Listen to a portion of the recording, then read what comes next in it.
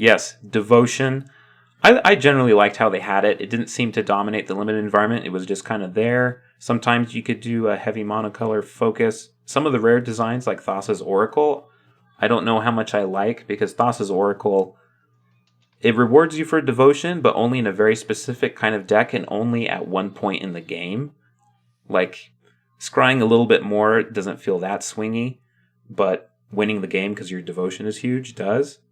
And I don't know how I feel about that design in particular. There's the white cost reduction devotion spell. I hate that card. Daybreak Chimera, who it's 3 white, and so you can't even cast it really on turn 3 unless you have a double white 2-drop, which I don't think exists in limited. And I mean, you can cast it on turn 3, but you're not using all of the devotion then. So it like encourages you to play it on a specific point in the curve, but even then it doesn't use all of the devotion discount. But if you do it later, then it still doesn't feel that great, because you can get 3/3 flyers fairly easily later in a game anyway.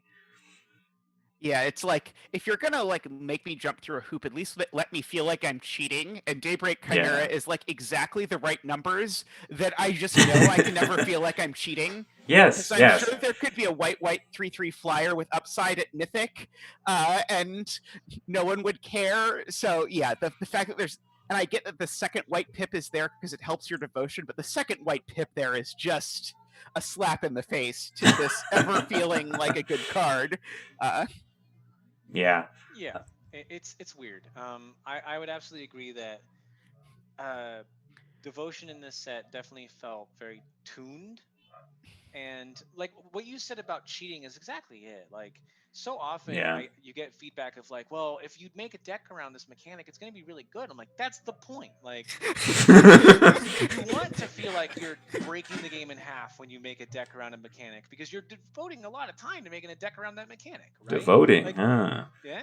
Yeah, I actually really liked Constructed when there was a mono blue devotion and mono black devotion, because there was also a sense that play design at the time, which didn't exist, had missed it. Like, and people at the time were like, what a mistake. Now we're being dominated by these very creative, unique decks that wouldn't have existed otherwise, and tie into the set mechanic. You know what I mean? Like, it sounded like it was the ideal solution, but because no one expected it, it somehow wasn't the ideal thing to have happened. They definitely were dominating, and I think that was the number one issue, like pack rats. That's true. But at the same time, like, I agree that like that power was good in a way. It just needed to be a little more tempered, and you don't get that sense of power from any of the devotion cards in this set. Like, the only one that at all triggers that for me is Thassa's Oracle, and that's again a very different kind of deck when it's actually being used, because if I remember correctly, the way that people use Thassa's Oracle is by completely removing their library. Yeah. And so it's not. Yeah, the devotion is irrelevant if you're winning the game with Thassa's Oracle. The only thing is, like, if you're a combo deck that's looking for your combo to win with Thassa's Oracle, you use the scry for your first Thassa's Oracle so that your second Thassa's Oracle wins the game. Correct. Yeah. It's not at all what the devotion's meant to be doing.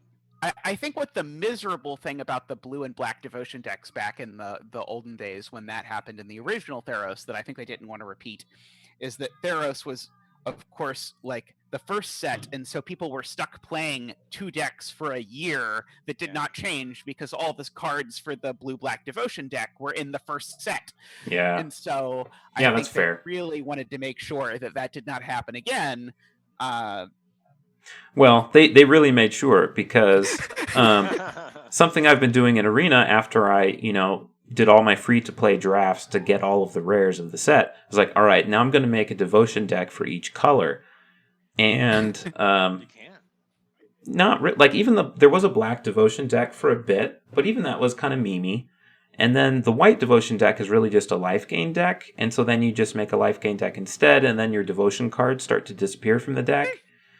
And then I did a red devotion deck, and I was like, wow, this clearly isn't meant to exist, which was a fun challenge. But I like the fun challenge where then I discover something that makes it work. You know what I mean? Yeah. The fun challenge with a solution, and I've yet to find it. Mono green is a little bit better, because there's some good mono green stuff in Throne of Eldraine. But yeah, I think they developed it down in a way that is a bit disappointing. One of the things that's really telling to me, I don't, I might be more rosily remembering Theros, but devotion pushes you in a very specific direction with your deck. Like mono blue was an aggro deck because to have devotion counts that are higher, you're dedicating things to the board. That's Yeah. a thing that most decks don't do. And personally, that's my favorite kind of mono blue deck. I when I heard devotion was coming back, my first thought was we just had an awesome mono blue flyers deck that was doing great.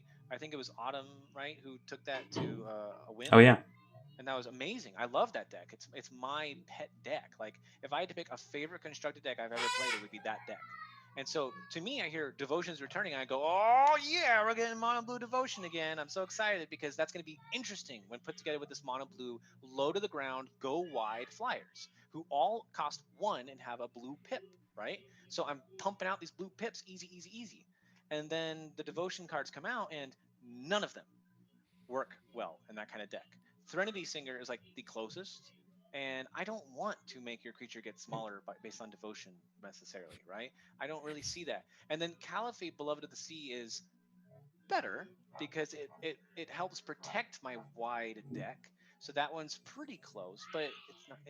But it's not tuned to Yeah. actually be good somewhere. You know what I mean? Right. Like the design wise makes sense. I guess that's more of a play design complaint. Yeah, there was this sense that like I don't know if it's play design because set design wise too, like looking at the cards with devotion in the set, most of them feel weird in the actual decks that are most likely to use devotion, right? Like That's the fair. closest ones that I see are like, does my go wide white deck want a Daybreak Chimera? You know, does my go wide green deck want a Nylia's Huntmaster?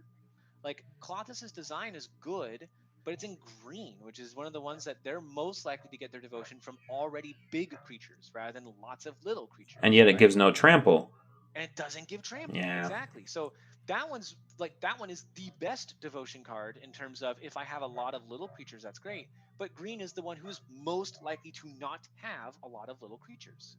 And so it's this odd thing where it feels like they were like so scared to encourage those kinds of decks again that they just didn't, that they designed or that they were saying we want to see the devotion decks appear in a different kind of deck than they appeared the first time, right? Or I think So they let's make just the want control some. decks care, Yeah. you know?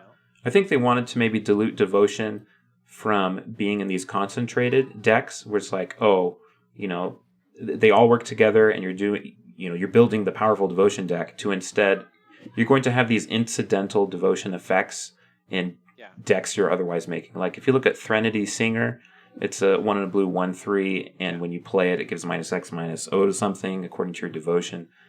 Like it has the body and the effect of a slower controlling deck, kind of like the Thassa's Oracle, but it's asking you to put stuff onto the battlefield, and that's not a fun tension. No. The same thing happened with Drag to the Underworld. People were like, hey, it's pretty good to have a 2-mana destroy target creature because ideally you're costing 2 less once you have Devotion to Black. Yeah. But one, costing 2 less, I get a Doomblade? Like, you did it. Okay. And 2, I have to like do serious work to make that actively good, because like it might not look like 2 black pips super hard, but the times of the game that I actually want a Doomblade are I'm not likely to have 2 black pips on the board, right? Do you guys remember the Metalcraft counterspell? Yes. In Scars? Oh yes. Oh yes. Yeah. The famous, like, if you complete this hoop of having 3 specific kinds of permanents, then your cancel becomes a counterspell. Like that's one of the like that's the kind of card where you look at it and you go, this actually would have been better if it sucked more. Like, yeah. It would have been a much more fun card if it was 2 blue, right? Yeah, like make Drag to the Underworld cost 6 mana and be a common.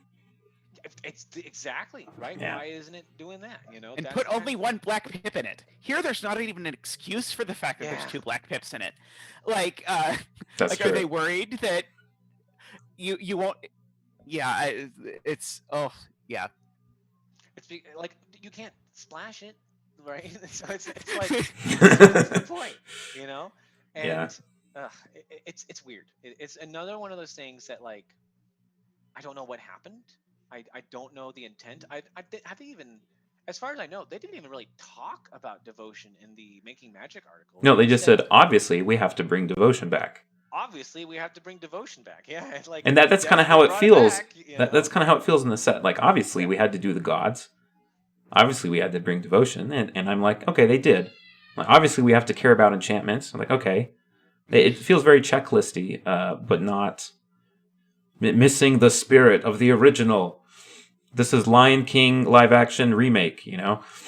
But unlike like Return to Ravnica, and especially Return to Ravnica, those were obviously checklist sets that they treated from the get-go as checklist sets, that they were never going to be more than a B- set, but they were like, we'll take the B- and the money.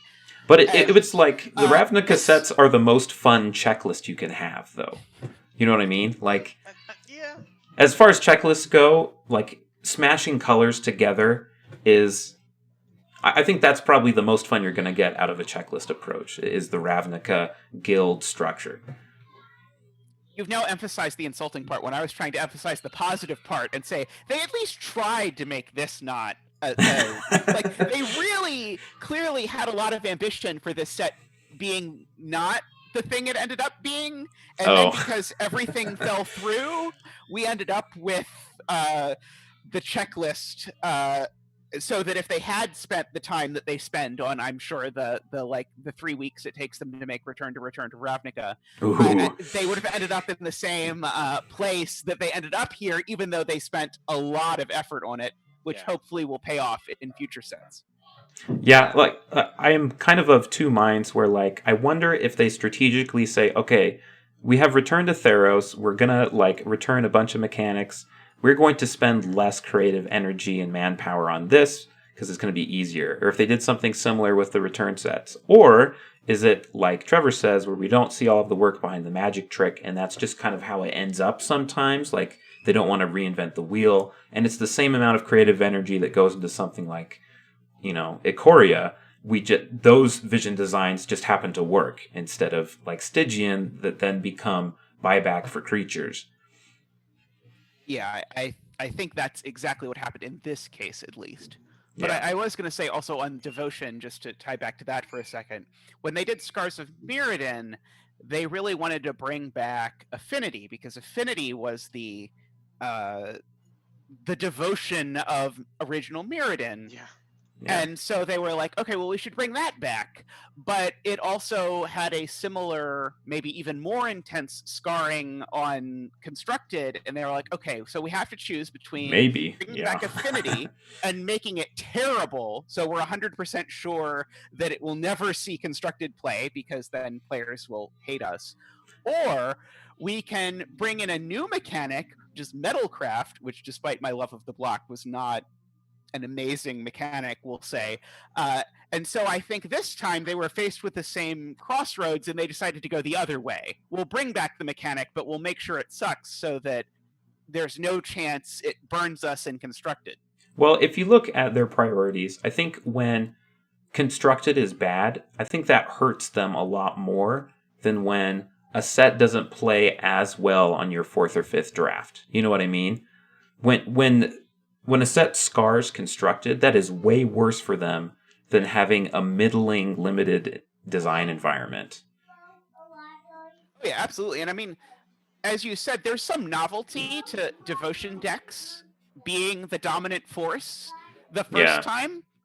Yeah. There would not have been that novelty the second time. I'm certainly not saying they should have pushed it and let it be in Constructed. I mean, I think they had a difficult choice where they had an iconic, beloved mechanic that also caused serious problems, and so they made a reasonable choice with what to do with it, I think. Well, I disagree. They have play design now. This is their job, right? Like, I want the magic of original Devotion with more safety this time. I mean, like, that should be the goal.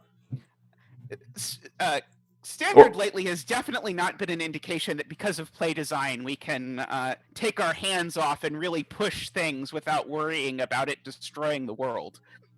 But that's not what we're advocating. I don't want devotion to be pushed. I just want it to actively not punish me for trying to do the things that I want to be doing with devotion. You know what I Okay, mean? fair. Yeah. So like this red Perforos, he asks for devotion, right?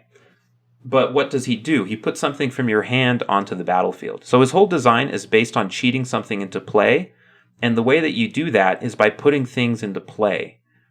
Doesn't it seem like there's some kind of a disconnect there? Like the deck that you build with Perforos is going to have a lot of expensive permanents that you can't put onto the battlefield until you have Perforos. But what else does Perforos care about? He cares about already having things on the battlefield. I guess maybe then, like, the idea is that cheating things into play turns on Perforos, but it's kind of the opposite of what a devotion deck would otherwise want to do outside of this one design. And so what I don't want is the Perforos deck to be the best deck in Standard. I want a Perforos deck I can play and I feel like the mechanic is helping me instead of giving me what look like what seem to be hoops, but are actually just like traps. I'm going to be both generous and a little tiny jokingly insulting to wizards when I say I don't think to them a god counts as devotion card at all. I don't think they look at that and go, yes, this is for the red devotion deck. I think they go, it's Perforos. He has to have that line of text, right? Hmm. And that to them, they don't look at that and go, oh yes, this needs to make sense with devotion. In fact, I don't look at that and think this needs to make sense with devotion. I just think, oh, of course he has to have that condition. He's a god. Well, he has to, because when you have devotion is a 5-color mechanic because it cares about colors, right? Right. And if you can't make a devotion deck of each color that makes sense, I think that's a bit of a failure. And where do you think of? So if I'm looking, all right, I'm going to make a red devotion deck. What's the first card I'm going to look at? Is probably Perforos, because what else do I have for red devotion? The better red devotion cards are actually in Throne of Eldraine. There's a sorcery that costs 4 mana and gives you 7 red mana. And then there's a spell that cares if all of the mana spent to cast it is red. There's the Adamant card, where if it's all red, you deal 4 damage. But there's nothing else in Theros other than the god. And I like when you are forced to kind of, jigsaw puzzle the sets together like that. But I want it to then become something. And I don't know, maybe that happens in Ikoria. Like, maybe this is more forward-looking. In this case, I think it was just, we're doing an enchantment set. What's an iconic enchantment we haven't done in a while? Sneak attack. So let's make a mythic sneak attack. Oh, we've only got 1 red mythic slot. I guess we should make it the god, and then just 7/6, good enough. And then it can be an indestructible sneak attack, and life is all like I assume that's what happened with this particular one. And then the devotion, as Trevor suggests, was just never on their mind because they were like, okay, we've got to have a mythic sneak attack, and we've got to have a Perforos, and why not?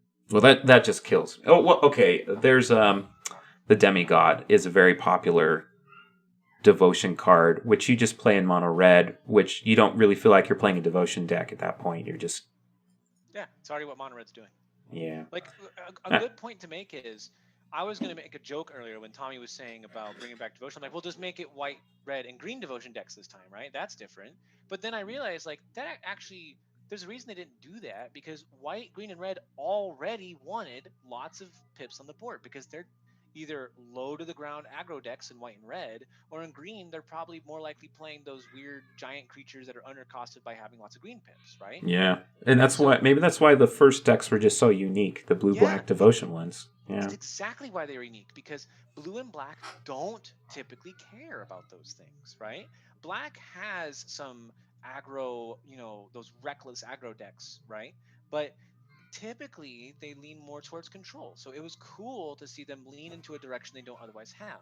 That's why it's tough to see these kinds of red cards, because when you look at it and go, that Anax is one of the few cards I feel like actually plays well with devotion, but it gets drowned out by the fact that that's already what red was doing with devotion. If you go to Theros, Fanatic of Mogus is reach for a red devotion deck, right? And Yeah. so when you play that one, it actually asks you to like combo out. It doesn't necessarily want you to like by turn 4 in those aggro decks, you've probably lost a lot of your tiny creatures because your goal is to be pushing them in recklessly and getting that damage in whether they die or not, But right? that And changes your burning the way approach through. if you know that's coming. You're like, well, maybe Exactly. it's actually not worth tossing them in. And I'm Yeah. gaining a lot more appreciation for both Dominaria and original Theros from this Yeah. discussion. Parametra's Acolyte makes you pivot from small creatures to big creatures. Reverend Hunter and Nylia's Disciple are great for being played after your big creatures because then they create another big creature or gain you life to stay in the game longer for all the time you spent getting the big creature. There's all these different cards that in these decks either nudge you towards doing these things or let you pivot away from these things that you do to make devotion into the other decks that we want to encourage, which are things that are not those ways. Karametra's Acolyte, Nylia's Disciple, and Reverend Hunter are all doing things that interface with green devotion, but make those green decks feel a little different than they otherwise would have, you know?